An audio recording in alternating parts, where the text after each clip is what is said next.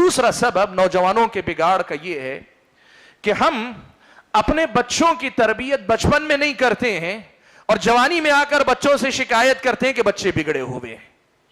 بھائیو یہ بات یاد رکھنا، نوجوان اچانک نہیں بگڑتا ہے، نوجوانوں کے اندر خلل اچانک نہیں آتا ہے، ہمارے اپنے بچپن کی غفلت ہے۔ جب بچوں کی تربیت کرنی چاہیے اس وقت تربیت نہ کرنا، یہ اصل میں نوجوان کو بگاڑ کے مرحلے میں داخل کرتا ہے۔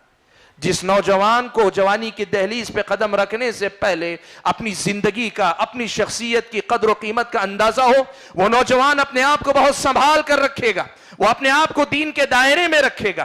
لیکن ہم نے اپنے بچوں کی تربیت بچپن میں کی ہی نہیں۔ آپ بتائیں کتنے والدین ہیں جو اپنے بچوں کی واقعی تربیت کرتے ہیں؟ معاف کرنا، ہم نے اپنے بچوں کی تربیت کے معاملے کو اپنی ذمہ داری نہیں سمجھا۔ ہم اپنے بچوں کو اچھا کھلاتے ہیں، اچھا پہناتے ہیں، اچھے گھر میں رکھتے ہیں، ان کے لیے ساری ضرورتیں پوری کرتے ہیں، لیکن اچھی تربیت بچے کو بچپن میں دینا، لڑکپن میں اسے اچھی تربیت دینا، اس کی فکر ہم نہیں کرتے۔ اور جب بچپن سے آپ اسے اگر تربیت نہ دیں، اچانک جوانی میں آ کے وہ فرشتہ کیسے بن جائے؟ وہ کیسے اچانک جو ہے آپ کی پسند کے مطابق اپنے آپ کو ڈھال لے جب اپنے آپ نے بنیاد رکھی ہی نہیں؟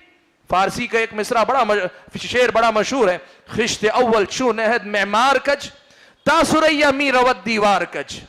پہلی اینٹ اگر معمار ٹیڑھی رکھے گا، اگر وہ دیوار آسمان تک سریا تک بھی چلی گئی تو وہ دیوار ٹیڑھی ہی جائے گی۔ ہمارا اپنا ایک بڑا مسئلہ یہ ہے کہ ہم نوجوان کے بگاڑ کی بات کرتے ہیں، نوجوان کے خلل کی بات کرتے ہیں، لیکن بچپن میں جہاں اسے بنیاد دینی چاہیے ہم نہیں دے رہے، اس کی طرف ہماری اپنی توجہ نہیں۔ اپنے بچوں کو سکھائیے بچپن سے، اپنے بچوں کو سنبھالیے لڑکپن سے، اور بچے جب لڑکپن سے سنبھل جائیں گے یقین مانیے وہ بچے جوانی میں لڑکھڑائیں گے، ہو سکتا ہے، لیکن پوری طرح حد سے نکل جائیں ایسے وہ ہو ہی نہیں سکتا۔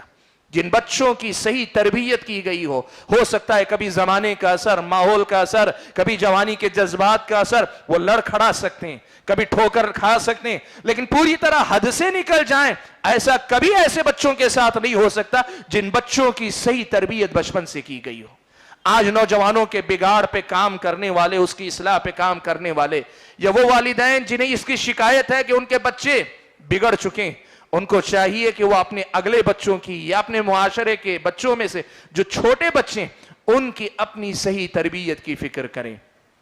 عرب اپنی زبان میں ایک بڑی پیاری بات کہتے تھے لاعب ابنک سبعا وأدبه سبعا وصاحبه سبعا ثم اترك الحبل على غاربه۔ کہتے تھے کہ اپنے بچے کے ساتھ 7 سال تک کھیلتے رہو، لاڑ پیار کرو 7 سال، کہا پھر اگلے 7 سال 7 سے 14 سال تک ادب اسے ادب سکھاؤ، اور پھر اگلے 7 سال 14 سے 21 سال کی عمر تک صاحب ہو، اپنے ساتھ لے کر چلو، دنیا کی اونچ نیچ اسے اپنے ساتھ لے کر سمجھاؤ سکھاؤ۔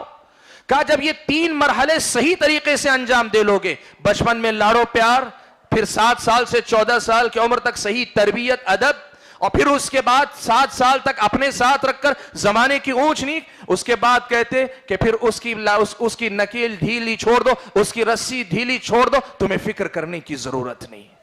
بھائیو آج نوجوان بگڑا کس لیے؟ اس لیے کہ اس کی تربیت بچپن میں صحیح نہیں ہوئی، اس کے لڑکپن میں اسے سنبھالنے کی کوشش نہیں کی گئی۔ آج اس کی طرف توجہ دینے کی ضرورت ہے۔